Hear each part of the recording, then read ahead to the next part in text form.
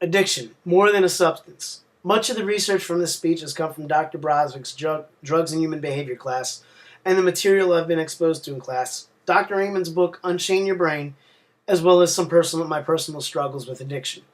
How do people get hooked on a substance, whether legal or illegal?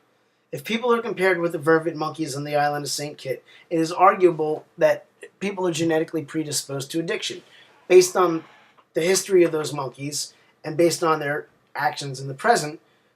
It is arguable that they have been genetically predisposed. If heavy drinking runs in one's family history, it is possible that person could develop an addiction to alcohol. Aside from predisposition, there are other factors, but the most important one is brain function. The way we treat our brains determines how our brains will treat us. Everything we consume, whether it be food, beverage, alcohol, legal and or illegal drugs, cigarettes, etc., our daily activities, that all affects our brain and in turn affects how we act. The prefrontal cortex is our commander-in-chief. When we're young, we don't have a strong prefrontal cortex. Our brains will learn from experience if they're treated with care at a young age. Parents need to pay attention to what I'm saying. What parents do, their own behavior, how they treat or don't treat their children, what they feed or do not feed their children, what they do and they do not discuss with their children, that all affects the prefrontal cortex. According to Dr. Amen, adolescents typically have less efficient activity in the PFC because this part of the brain isn't fully developed until the age of 25. Until the age of 25, the brain is undergoing a process called myelinization, in which a protective substance called myelin wraps around the brain's neurons, helping the brain's nerve cells work up to 10 to 100 times more efficiently. When drugs are used at a young age, it affects the development of the PFC. I'm going to use myself as an example. I started drinking coffee at the age of 13. I loved coffee, always have. I started drinking it heavily at the age of 19 when I was in college. I started experimenting with tobacco, marijuana, alcohol, and hallucinogens between the ages of 17 and 24. While I sparingly used hallucinogens, I started drinking heavily. When I turned 21, drinking soon became an addiction. I'd wake up thinking about drinking. I'd wake up thinking about giving up drinking. I'd exhaust most of my funds. It was quite frequent that I'd be late with rent money because of it. I had no savings account whatsoever. I also had a few near-death experiences between 2004 and 2010, one of which was a final wake-up call and luckily not a coffin. In spite of all this, I still used. In hindsight, if I ate healthier and exercised more as a child than a preteen, my addictions would have never kicked into full gear. I'd often raid the pantry for the sweetest snacks after school. I was young, my metabolism helped me maintain the weight, but my emotions ran my life. It got to the point where I wouldn't even fight craving, letting my emotional brain, my limbic system, and my basal ganglia completely take over. I had no supervisor. Now I do because I exercise and I eat healthier. My prefrontal cortex could be stronger and could work better, but it's working better than it was.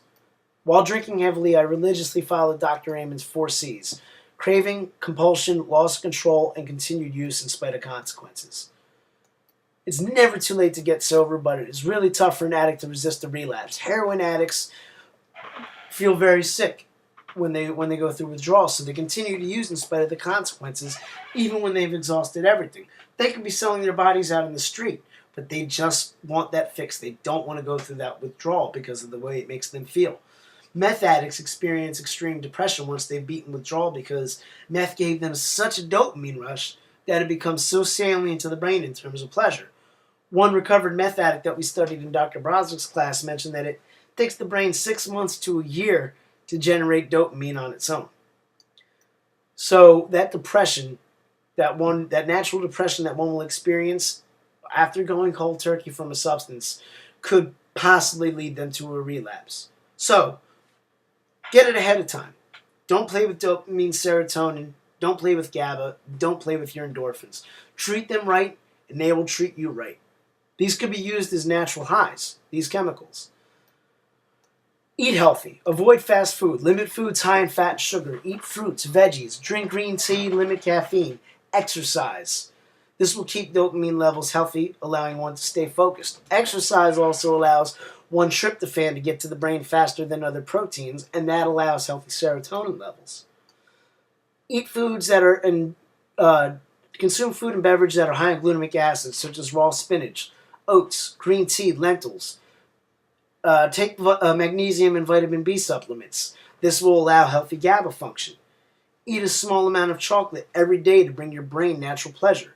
According to Dr. Raymond, cocoa has been shown to increase endorphin production in the brain. Engage in brain healthy activities such as exercise, learning a musical instrument, even education. Go to school for something that Going to school for something that one is passionate about increases healthy brain activity, especially when the person applies what they have learned. It is okay to get hooked on these types of activities, brain healthy activities. Doing so will keep the brain from it'll keep the brain distracted and it'll prevent a relapse. Cravings can be easily stifled when one's PFC calms the limbic system, even without a struggle. The methadone program keeps heroin addicts addicted because it offers one solution. It doesn't consider the psychological addiction. If an addict makes it through withdrawal cold turkey, he has to deal with the cravings and the depression. But during inpatient rehabilitation, he should be forced to stimulate healthy brain function through proper diet and exercise. Rehab needs to be a process where a person learns his or her brain and how to take control of it, not where one trades an addiction for another. To be proactive, parents need to consider their behaviors and how they affect the children. Make sure to have that conversation about drugs and alcohol, including inhalants, before your children reach that experimental age that most adolescents reach. Rather than drugs or alcohol, a teenager may get hooked on playing sports, academics, making music, dating, all of which are activities that promote healthy brain function, just so long as no serious head injuries are sustained. Give them the tools they need to have a healthy brain so by the time the myelin is fully developed, they have a strong prefrontal cortex.